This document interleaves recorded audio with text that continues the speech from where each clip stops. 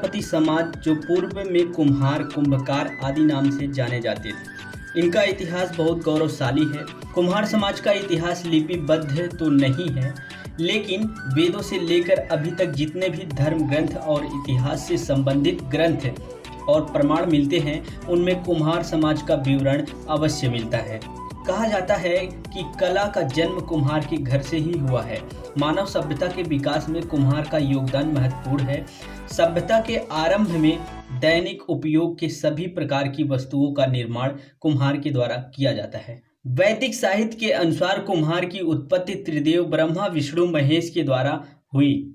कहा जाता है कि सृष्टि के आरंभ में त्रिदेव ने यज्ञ की कामना की, लेकिन यज्ञ के लिए उन्हें मंगल कलश की आवश्यकता हुई।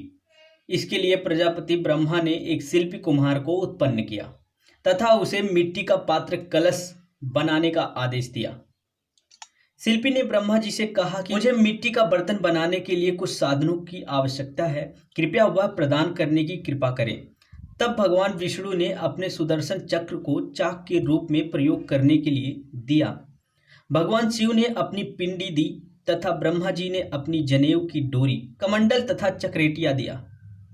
त्रिदेव के द्वारा प्रदान किए गए इन साधनों का उपयोग करते हुए कुम्हार ने कलश बनाए, जिसमें उसने सुदर्शक को चाक, भगवान शिव की पिंडी को धूरी, जनेऊ की डोरी, कमंडल को पानी का बर्तन तथा चक्रेटिया को चाक घुमाने के लिए उपयोग कर यज्ञ के पात्रों का निर्माण किया, जिनका प्रयोग करके देवताओं ने यज्ञ संपन्न किया। इस प्रकार प्रजापति ब्रह्मा, प्रजापालक भगवान विष्णु तथा भगवान शिव तीनों की शक्ति में कुम्हार का कार्य चलता है। तभी से कुम्हार और कुम्हार के बनाए बर्तनों का विशेष महत्व है। कुम्हार के इतिहास की व्याख्या करने से पहले हम यहाँ एक उदाहरण की ओर चलते हैं। हम उस समय में चलते हैं जब मशीनों का आविष्कार नहीं हुआ था और ना ही किसी प्रकार की तकनीकी का।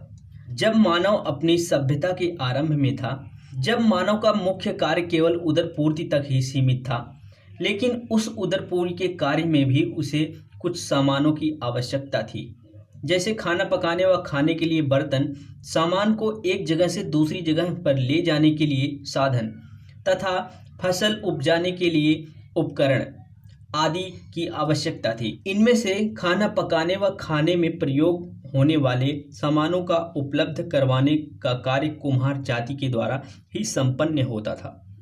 सामानों को एक जगह से दूसरी जगह पर ले जाने के लिए साधन तैयार करने का कार्य किया खाती समाज ने तथा खेती का कार्य किसानों द्वारा किया जाता था।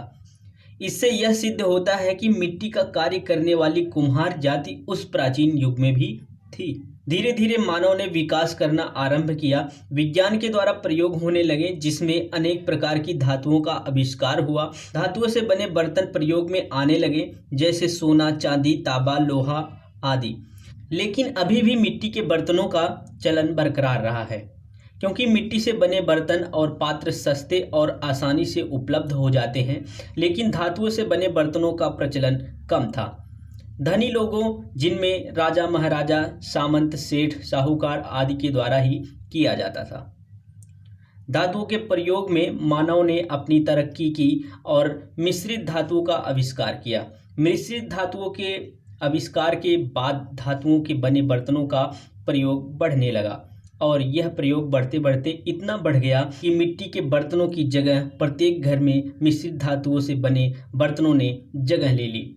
मिश्रित धातु में स्टील, स्टेनलेस स्टील, ड्यूरेल्यूमिन, पीतल, जर्मन सिल्वर आदि प्रमुख हैं। इन्हीं धातुओं के कारण कुम्हार समाज की पारंपरिक आजीविका को खत्म कर दिया गया। वर्तमान समय में मिट्टी के बर्तनों का प्रयोग नाम मात्र का रह गया है। केवल मिट्टी की मटकी, मिट्टी के तवे, मिट्टी के खिलौने आदि तक ही सीमित रह गया है।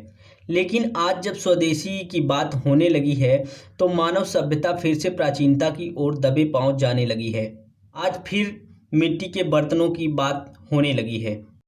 तो दोस्तों, वीडियो अच्छी लगी हो तो प्लीज़ वीडियो को लाइक करें।